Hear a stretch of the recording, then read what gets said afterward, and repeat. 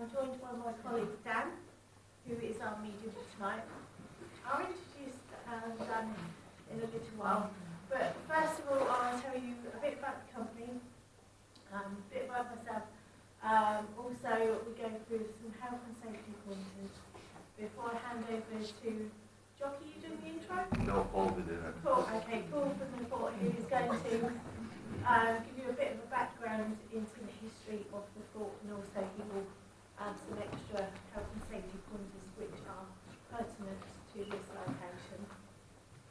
After that point, we will go around the fort with Dan, and before Dan takes you on a walk around and telling you what he's picking up, he will do a workshop with you, and the idea of this workshop is to help you be more receptive to the spirits of the location, and also do project protection around the public and more detail later.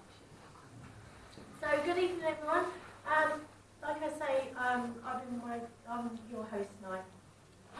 Fright Nights was started in 1999 by Martin and Louise Jeffrey, and they're the husband and wife team who are the online editors of mysterymag.com. This website deals with all things paranormal, such as crop circles, UFO sightings, and ghost and spirit sightings. And they had a lot of response from the public wanting to go on paranormal investigations with them. So that's why they started the company up. And they are the first and original ghost hunting company in the UK. In fact, we predate Ghost Horsted by a couple of years. At Halloween we celebrated our 15th anniversary, and we're currently investigating at over 150 locations up and down the UK, and they range from forts like this, castles, mansion houses, places of justice. We do overnight ghost hunts like you're on, ghost suppers, development weekends, and charity events. So there are different types of events you can choose from, and different types of location too. I've been with Fright Nights for 7 years now, but I did start with paranormal about 12 years ago, and I started through watching Most Haunted. I got very open-minded to the existence of spirits and ghosts, and then I started seeing them in my bedroom at night, which at first scared the producers at me, because I kept thinking I was being burgled, but it happened far too regularly. So on the advice of a friend, I went along to my local spiritualist church. I sat in one of their circles there, did development with them for a number of years, went on to run that development circle, and during my time at Fright Nights, I've been one of the co-tutors on development weekends, and our medium Dan and myself run our own teaching company, teaching people to develop psychic mediumistic skills, as well as teaching them how to be paranormal investigators. So I have had lots of experience on the mediumistic side, but as your host tonight, if I pick up anything in the way of spirits or ghosts, I am not going to be bringing that information through, because that's Dan's job. My role tonight is to give you the scientific side of an investigation. So when you're in my vigil, we'll be using various pieces of equipment to measure things such as temperature fluctuations within the location. We'll be keeping an eye on things like people's body temperatures. We will be measuring the electromagnetic field within the fort and see if that fluctuates at all, and see if it correlates to any paranormal experiences that maybe people have had in the past in certain areas, or that are having tonight. Okay? Can I have a show of hands of believers, please? Hands up, believers. Come on, don't be shy. We'll get to you in a minute. Okay? I don't know quite what you're doing, but we'll get to you, Sam. Okay, do we have any non-believers? A couple of shy non-believers? Okay. Non-believer? Okay, and do we have any people that are like Samantha and sitting on the fence, not quite sure, splintery bums? Yeah. Hands up, splintery bums. I'm a splintery bum. Because although I am a believer, I never jump to the conclusion that anything is paranormal. I will always look for a natural, logical explanation first. Dan and I are fortunate to have investigated this location numerous times. So if we experience anything and we know that it is natural and linked to the thought or the events around it, we will tell you immediately. If it's something other than that, we will look to see what could have caused it. And we're lucky enough to have Paul or Jockey with us all night, so we can put on their expertise and their knowledge of the location to see if anything is regular and happens naturally in this location. So, in terms of looking for natural explanations, if they were in the dark somewhere and we hear a sound, we'll ask you if it was one of you. So if you, say, moved, shuffled your feet, scratched your bum or something, and you've made a noise, if it's you, that's fine, just say, yeah, it was me. And what we would do is we would ask you to replicate your movements, and we'll see if the sound is replicated too. Okay, so that's a good mindset to be in. Things like lights and things, we're trying to make sure that our visuals are far enough away from each other so that torches being used in my visual aren't going to be seen in Dan's visual. Okay, we're quite careful that our visuals don't interfere with each other in terms of sounds and lights and things like that. So we're very accountable for what we do. So having that sort of investigative mindset is the best thing to do. Don't jump to conclusion one way or the other before you've looked to see what could have caused what you experienced. Okay? Is that fair enough? Are you going to be vocal tonight? Because you're very quiet. Are you going to be vocal? Yeah! Excellent. Now the reason I ask that is because here at Fright Nights, everything that happens is 100% genuine. There are no costume characters, sound effects, or anybody dressed up in a white sheet making so it's not like one of these. No, not even. It's not like one of these tacky ghost hunts where ghost walks where you walk around somewhere and then somebody goes, whoa. That's not going to happen. This is 100% real. This is like a proper investigation. And what we have found over the years is the more interactive you are, the more energy and enthusiasm you put into the night, the more likely it is that spirit will want to interact with you, because they don't have to do anything, they have free will. Because if you stand in the corner scratching your bum and do something, okay. Whereas if you're really joining in and you're really enthusiastic and saying, please spirit, can you touch my head, or can you make a sound for us? They're more likely to want to do as you are, okay? And being positive and encouraging gets a really good response. Another thing that gets a really good response is saying what you've experienced. So if you see, hear or feel anything, please speak up. Because spirit on a different vibration to us. So if they come up behind Tristan. If they come up behind Tristan and pull on his hood, because they're on that different vibration, they don't know that he's felt what they've done. They are totally relying on him to give that feedback. Okay? So just let them know if you've experienced it. You don't have to be shy like you were at school, afraid to speak up. Okay? And we found time after time, the more people acknowledge whatever they get, the more spirit will do to them, because they know they're not wasting their time. Even if you're not quite sure what you've experienced is paranormal enough, just say, I think something might have touched my hair, or I think something's pulled my coat. Because if it is spirit's done it, and they know it's kind of working but not quite strong enough, they'll either put more energy in or work in a slightly different way. But it really, really is in your own best interest to speak up. And you've all paid your money to come here tonight for an experience, so give yourselves the best opportunity. That's my piece of advice. Okay, Dan and I can lead you. We can give you the benefit of our experience, but it's up to you guys to put that energy in and to speak up.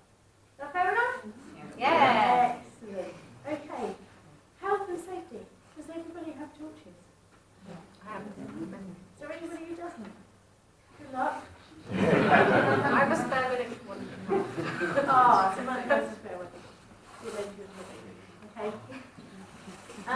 certain areas of this fort that is incredibly dark.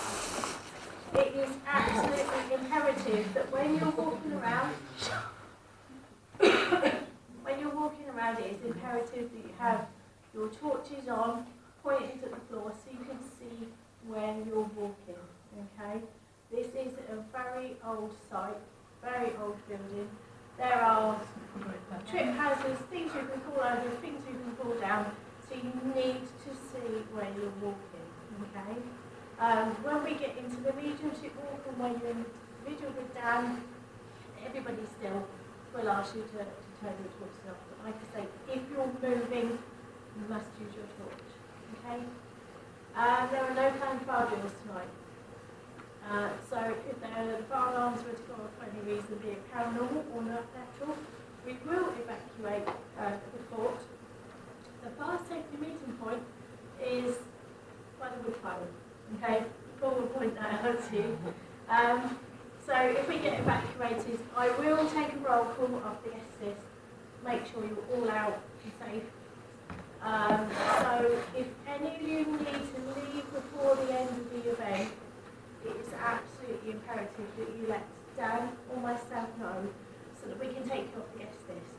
Because should there be an emergency, we don't want to see sending the emergency services in here, possibly risking their own life and limb if you're tucked up at home snuggled under your duvet. Okay? The only place, one single place to smoke in this location is down the far end of the tunnel. We'll point out when we get there. Okay? Please don't smoke anywhere else, even if you're walking from one individual area to the other. The only place to smoke is down there. I will make sure there's enough time in the refreshment breaks time to have a cup of tea, coffee, grab some bickies, use the toilet, and have a ciggy. Okay, but please keep it to that time from that. People have cameras. Yes, please feel free to take photos tonight. And the one thing I'd ask is, if we're in the dark and you want to take a picture, before you press the button, please say flash. Now this is not an invitation. None of that business. I always choose the victim for that. The reason I ask you to say flash is because you're in the dark, you get brilliant night vision, and then somebody takes a picture, the flash goes on, and you're dazzled, you can't see for ages. So if you have that warning, you can close your eyes, okay, and maintain that night vision. Okay? Paul, is there anything else you would like to add? Have the safety, or would you want to wait until we all... No, I'll run through. Okay, I'm going to hand over to Paul now. He's going to tell you a little bit about the fort before we go on to the next bit.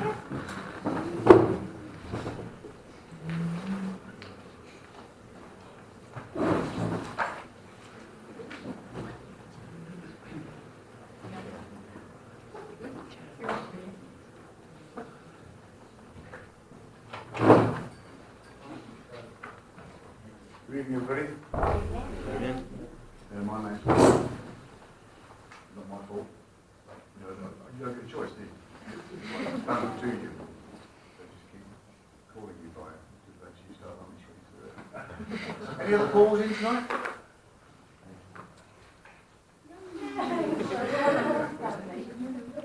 So you're in a fort, we're thinking First War, we're thinking Second War, we're thinking bombs, guns, bullets, all that kind of good stuff, and I'm back to Saxon up on the war. Horsted, I think part of the name of, is it horse, is a Saxon word? Yeah, it's either named after a Saxon prince, Horsa, and his brother Hengist, or it's named after the Saxon word horse and stead, Horsted, horse farm. I prefer the Saxon prince rather than the horse farm, but hey, there you go. The area is incredibly rich in history. As Dawn was saying, the more receptive you are, the more open you are, the more they can potentially come through. It's 13.5 acres to play with, so there's plenty of room, plenty of tunnels to wander around in. And I have to mention the tyres.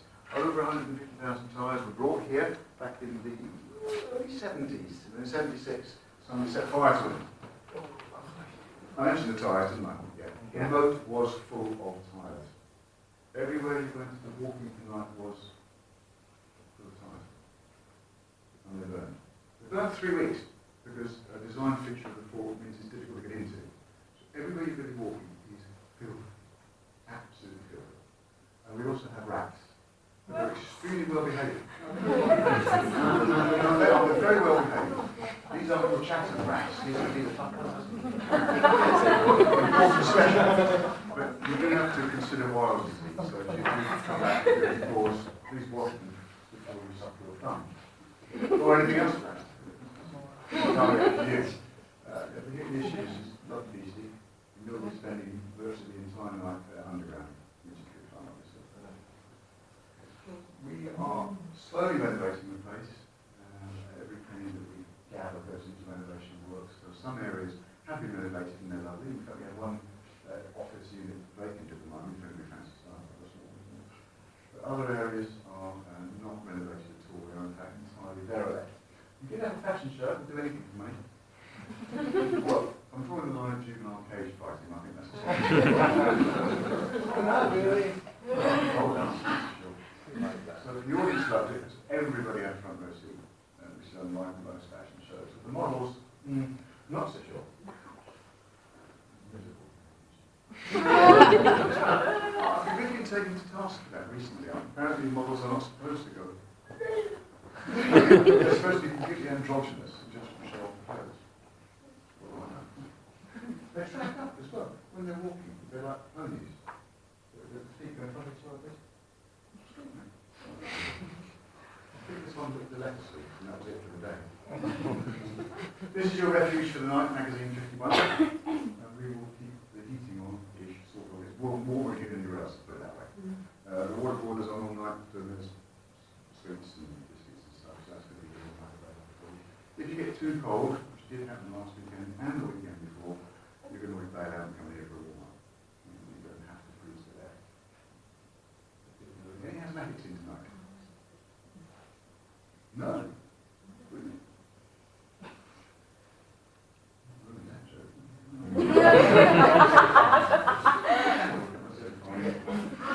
It is a very dusty environment, so as long as we will be walking as opposed to scampering around. In fact, absolutely no running at all, unless you see either Dan or Dawn getting a bit of a lick on, in which case try and keep up.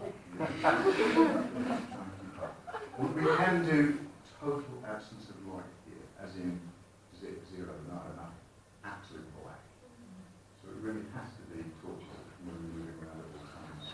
If you can see in the dark, I don't think you worry, buddy, because there's something you illustrating that you really should. Yeah, in the dark we have other denizens other than the rats. These are our spiders. Oh my God. They aren't quite so well behaved as the rats, I'm afraid. These are bites.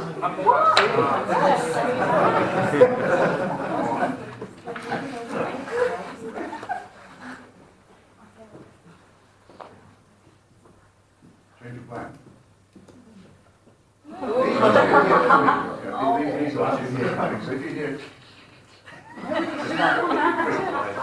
Don't move. Anybody suffering an anaphylactic shock? That's when you've gone to major organ failure and shutdown. Really? You got your EpiPen with you? No. Shame. You're screwed. The trick here is don't touch the walls. That's the answer. Just leave the walls alone and the spiders all you do. There's ventilation shafts and everything. It's like an idea of how damaged the place can be. You can see all the broken brickwork. And how uneven it is under foot as well. So do be careful when you're walking around. We are non-EU and quite frankly proud of it. Because the riser heights are all completely wrong. So if you're all going up and down steps to the upstairs room, Yes. take your time. The steps are quite high, they're the wrong height, they're uncomfortable. And as you can see, they're on quite sharp dog legs as well, so take it easy. Try not to touch the walls, but you actually have to.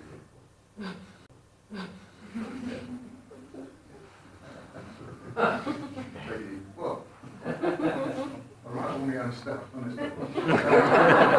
And it shows, yeah, I've done that. You're not doing this, apparently. We stand at the top, but we won't go down. Standing at the top. We stand at the top of the stairs, but we don't go down. Right. So they can have a look and they can listen. Okay. That was a few. Okay. That area. I'm not saying anything. I want to meet him. You're meeting? Yeah. Okay. What Dawn is suggesting we will be doing tonight is going to the top landing and having a look down. Okay, that's fine. However, there is absolutely no protection here at all. There are no banisters, there's no grab rails, there's nothing. So if you're right on the very edge and somebody behind you pushes you, you are gone. So please be very careful with that. Oh yeah, we stand back away from the matrix. So stand back, Yeah, yes. yeah. We did have an incident here sometimes where somebody nearly went over, an 18-stone man nearly went over. It would be like a bowling ball going down an alley, it's taking everybody with him. Yeah, we don't stand in the end. Don't do that one. So here we are, in the dark, pitch dark, and you feel cold breeze past the cheek. And the light, ethereal green glow becomes apparent. Immediately after that titillating moment, you might notice there is actually a hole in the wall. As Dawn was saying earlier, if we can explain anything logically or normally, then Dan and Dawn will do so. If we can't, then a random picture of nothing in particular. Or our tripping hazard, we do have one, which you will be coming across. Not the trench, that's actually now covered off quite neatly. No, it's a little blue white. It takes quite some finesse to fall over that. It's been done. I look forward to report later on Monday to see you make it fall over it. It can be done, it's quite good. We are a scheduled action monument. I'll ask you to respect that. And I'll further ask you to respect any areas that you find barriered off by either these or cones. The reason for that is we have some First World War and Second World War graffiti down there written by soldiers who are also written by some conscientious objectors who are here in the Great War. It is written in pencil and it's written on a lime-wash wall. So one brush of your clothing, a backpack or anything, it would have gone forever. We've got stuff down there from 1914, we have battle rolls, medals of honour, all kinds of stuff down there. So please don't go there. If you really, really want to see it, we do run very, very limited history tours twice a year. Yeah, just twice a year, that's it. We're not actually open to the public as such. If you really, really are interested, that can be arranged. Spiders, leave them alone, they'll leave you alone. Nobody wanders off on their own. You have to take my word for it.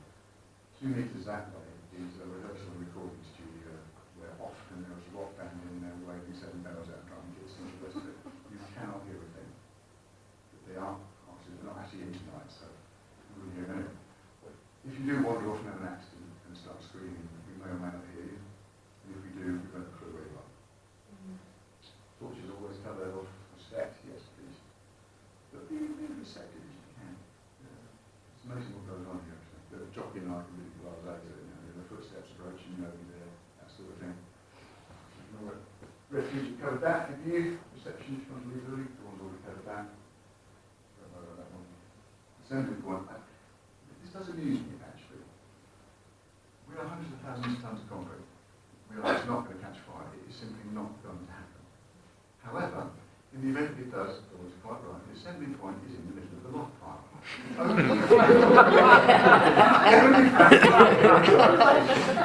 You park right in the middle of it. Nice man.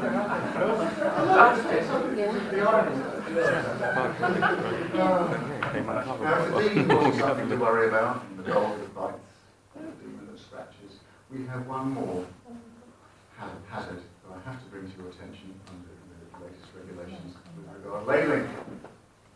You're sitting right behind it, in front of it. It is, ladies and gentlemen, unlabelled biscuits. They're not labelled, so you don't know that they may contain biscuit. I think it is, isn't it? Part of our juices. They may contain nuts, or wheat, or flour, or eggs, or anything else that you may or may not be allergic to. Enjoy the biscuits. You can follow us on Twitter. I did tweet August 29th. We have a Facebook page. We are not prolific Facebookers, you guys are here tonight, in fact, that's in place for just at the minute. There is a website on which the history tours I've mentioned before on Sunday the 10th of May and the 13th of September, morning and afternoon. They are on the website and tickets are available. Love to see you in the daylight. It's an amazing place to come to. It really is. So you're here in 51. Your refuge for the night. Gentlemen, 52 is the gentleman's loo. And I'm reliably informed, although I wouldn't know this, 53 is the ladies' loo and amongst the most paranormally active places in the entire fort. I wouldn't know that. So just bear that in mind when you're going backwards with your knickers around your ankles. That's where you are. Talking Harry Potter time here, aren't we? This is the main tunnel, and the smoking area that Dawn alluded to is down that end. There's a little green plastic odd thing to chat about something. 910 is probably the first place you'll go to. 2 chambers there and side tunnel to play with. That's very good fun. And then we'll come back down the main tunnel and then into the rear tunnel complex. Any questions? What are you looking forward to? Is there an area that's more active than others? It depends on the night. Right. It really does depend on the night. Some areas sometimes are totally dead, on other occasions they are full of life or dead. Maybe I'll have you do it. And from inside, of course.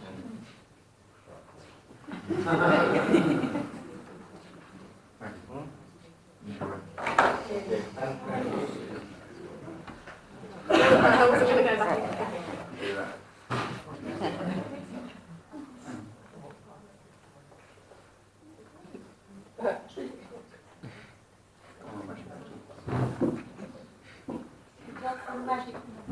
Sod the magic pencil.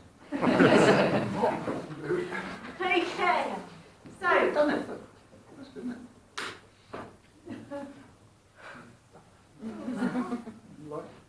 okay, so now you've heard a little bit about the history of the fort, and you've seen the safety considerations that went into taking board. Now it's time to meet our medium. Our medium tonight is Dan. Dan is a full-time working medium. He's also a demonologist and an exorcist. He's an author. He's written for Ghost Voices magazine, been on the advisory panel for them, has some articles published. Excuse me. He's also been on TV. Did you see on Paul's PowerPoint that it was on Ghost Adventures, his face? Okay, Dan was on that episode. Because of the demon here, Dan was asked to appear on that programme as an expert. Okay, sometimes it's repeated on the TV channel, so you're lucky you might catch it and how you see how much Dan has changed over the 2 years. So he was filmed for that. He was also filmed for a viral for Paranormal Activity 2 when they were doing the promotional work for Paranormal Activity in the March ones. Paramount Pictures asked him to do some promotional articles on Up into Post and then sending that. So Dan's going to tell you a little bit about himself, how he got started on this path. Then he's going to like us to do a workshop with him. The idea is to help you open up, be more receptive to the ghosts and spirits and energies of the location. Okay, so you can get the most out tonight. And also to give you some protection and grounding, because sometimes the effects from the less nice spirits and energies of a location can make people sick and headachy and all that sort of thing. So if you've got that grounding and protection, it makes you more comfortable and easier for you to deal with it. Okay, so whether you're a believer or not, I suggest you give it your fullest attention so you can get the best out tonight. Okay, over to you Dan. Hello! Hello! Talk. They do. Have you all had tea and coffee? No. Yeah. Yes. Put your hands up if you had tea and coffee. That's the next table. Liberty's gold. Liberty. Hairy Man and Red. Hairy Man and Red. You put something in the tea and coffee. Have you been eating the cup?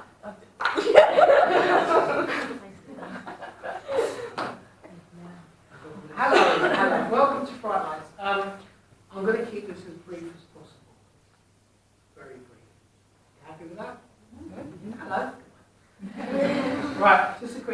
I started on my path as a medium, probably working medium about 15 years ago now, 14, 15 years ago. Before that I was doing various other things.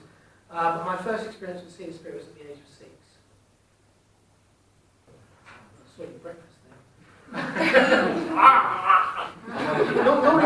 Normally when I see those things with my work, it's people coming over, rushing peas coming out.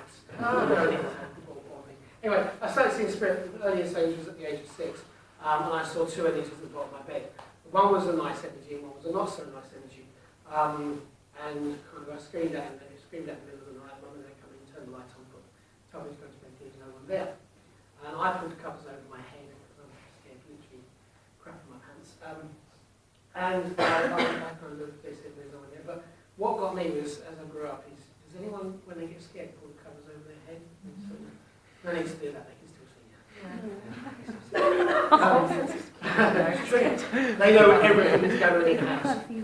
But I started seeing spirits, then they started talking to me. And then I started telling people what I was seeing and why I was here. And people thought I was kind of mad and crackers. And then in the culmination came at the age of 9 in my primary school, and I asked the head mistress why we didn't sing Lord of the Dance anymore. You know, dance wherever you want to be on Lord of the Dance and shit.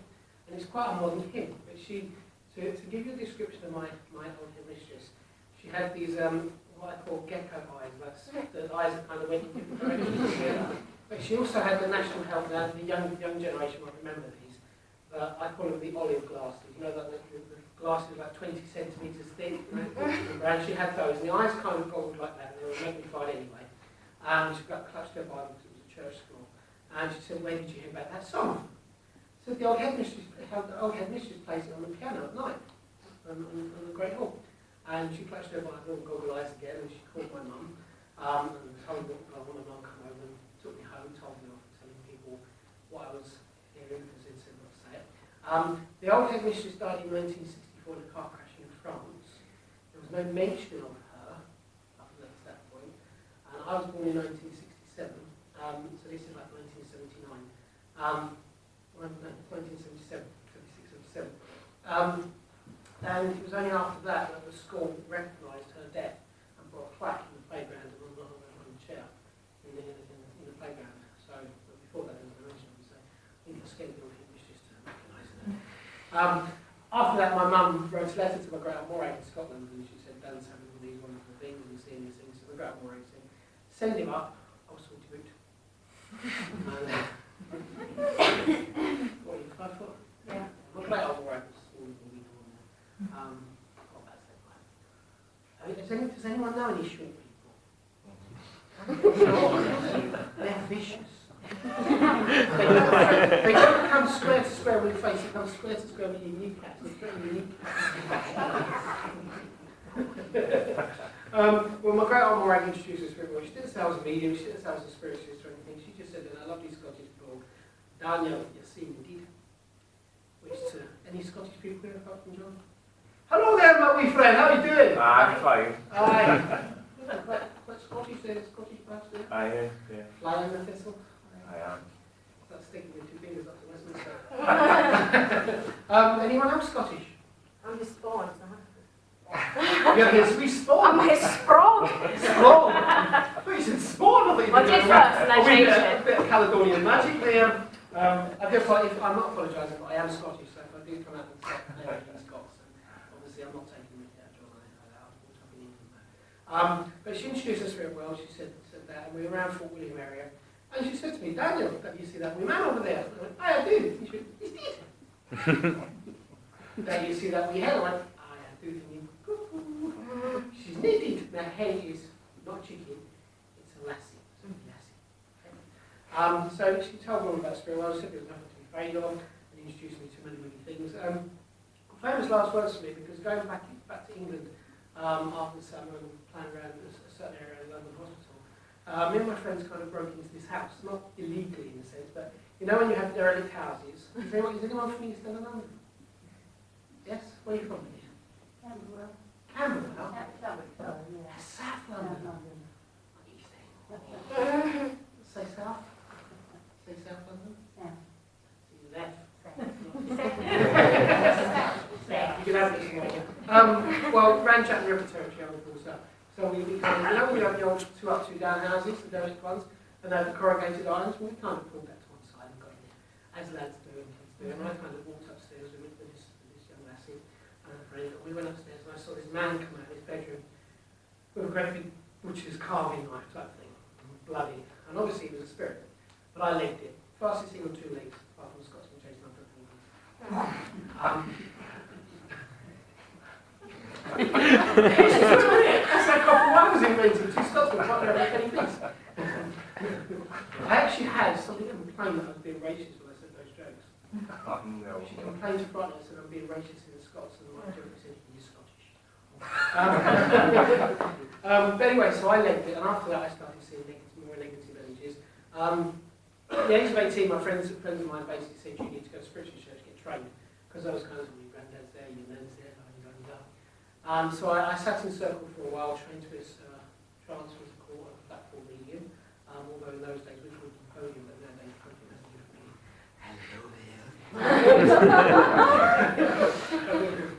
Hello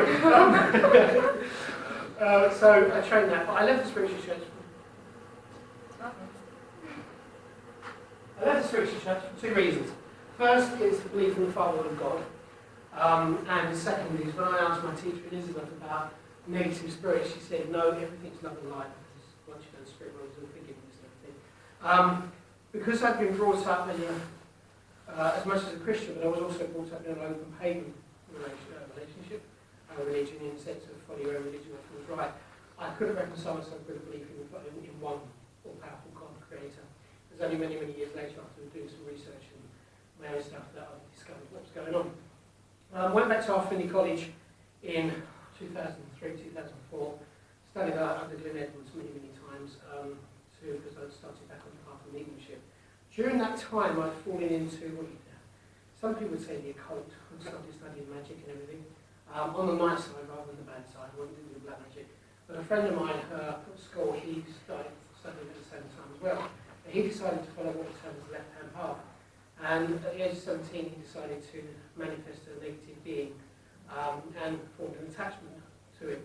And I was involved in, he was my first assisted exorcism. And from that moment on, I was not dedicated myself to fighting against negative beings, but I kind of got dragged into fighting the dark forces.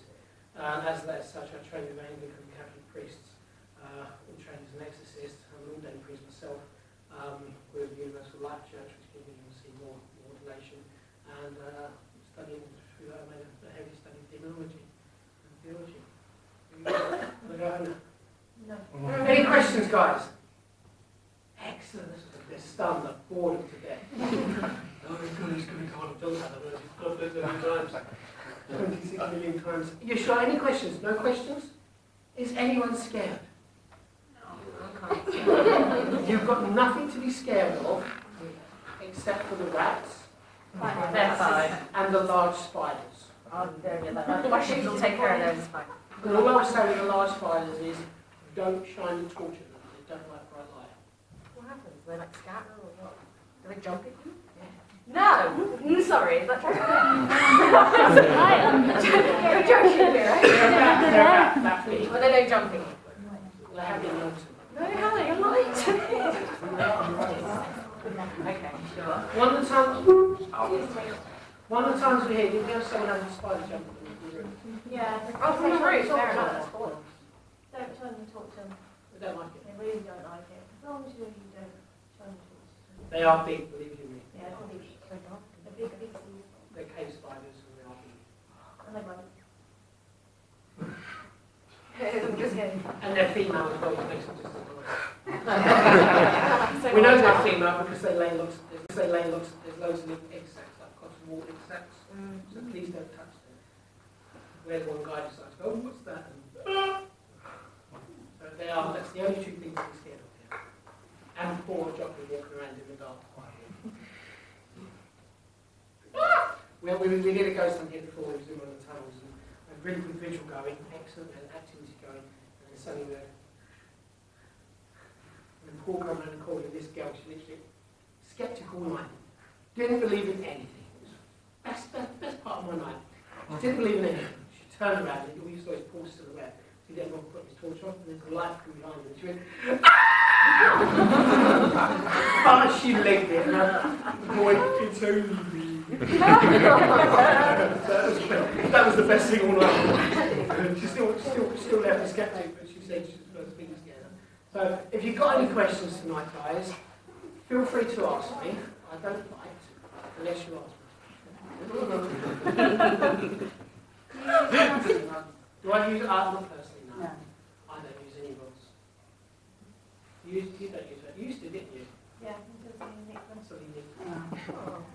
We actually, I had a set down when I first started. I had a set down when I made out of a coat hanger. Little coat hanger. Just a white tape around it. And something nicked out. But it's actually, you didn't actually nick them. It was bored with it, and he kept on doing that. And obviously, when you do that with metal, when you hold it, it's hot, so we just think that. No, I don't anything like that. Dowsing rods, pendulums, on a personal level, I don't use.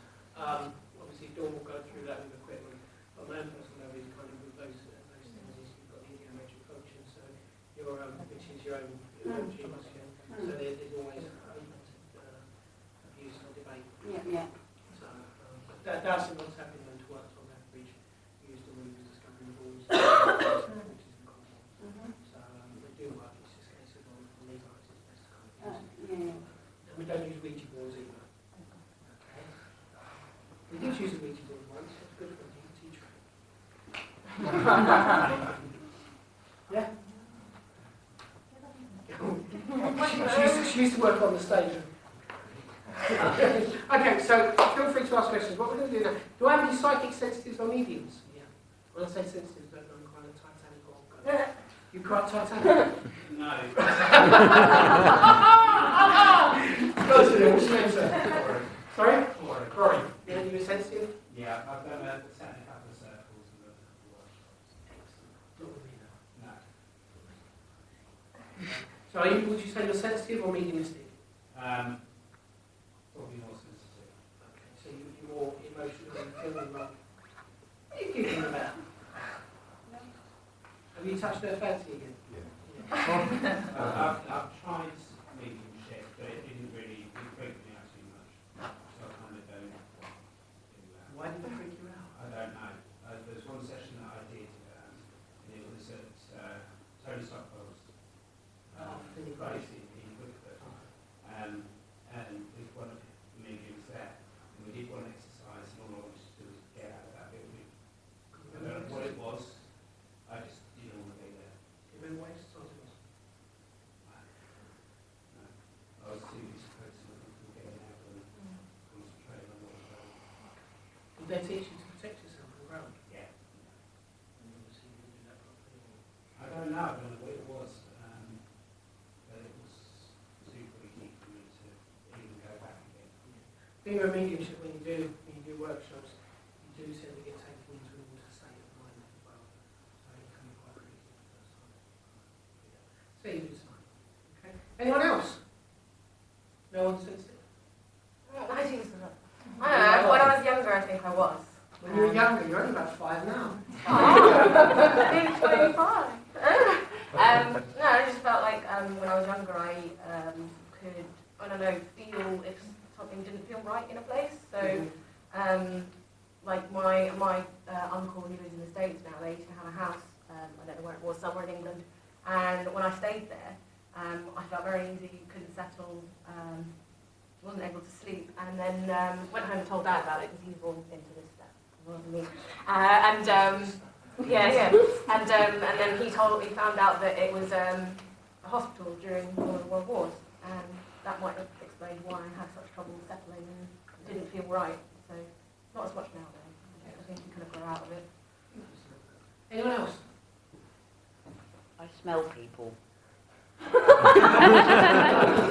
They tend to be live people that are distressed or not very well, but if somebody's close to me, Yeah. I know, because I can smell them, and I have to get a hold of them to find out what's wrong. Okay, so you smell there's something wrong with them. Yeah, okay. We actually had a gentleman at one of our workshops once who used to like smelling babies. You ever think about smelling babies? So is it sometimes like a strange smell, like a It's a personal smell to that specific person. So very similar to when some people see auras, they do something with someone they see an aura, so you get their aroma. Interesting. So you know what you're going to do tonight, don't you? What's going to happen tonight? You're going to be walking ahead, someone's going to be behind you. What's your name? I don't think I've ever smelled anybody dead before. I've only smelled people that I love that aren't well or are really scared. Yeah. Or distressed about something. You probably have lots of smells and other people scared. Especially when we go into the spider room. Okay, what's your name again? Anne. Thank you very much. Anyone else before we go? Excellent. Okay, so what we're going to do, guys...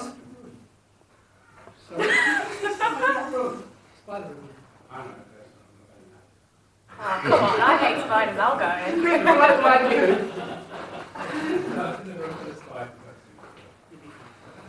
There aren't that many spiders. Just don't shine your torch. But the thing is if it's pitch black and you can't see the one you're on, how do you know not to shine the torch? You don't have any torches. You'll be fine, don't worry. I don't mind fine. I tend to go more quicker than that. Right, so what we're going to do, guys, Are you looking at me? are you eating that? There is biscuits here. We do provide hot dogs. What we're going to do, guys, we're going to go out, you know where you came in the walkway? The tunnel. Yeah? Not at me if you understand what I'm saying, please. Otherwise I think I'm just talking to the spirit. We're going to meet out there, please. So go through this door, little walkways, and in the tunnel there. Okay, guys?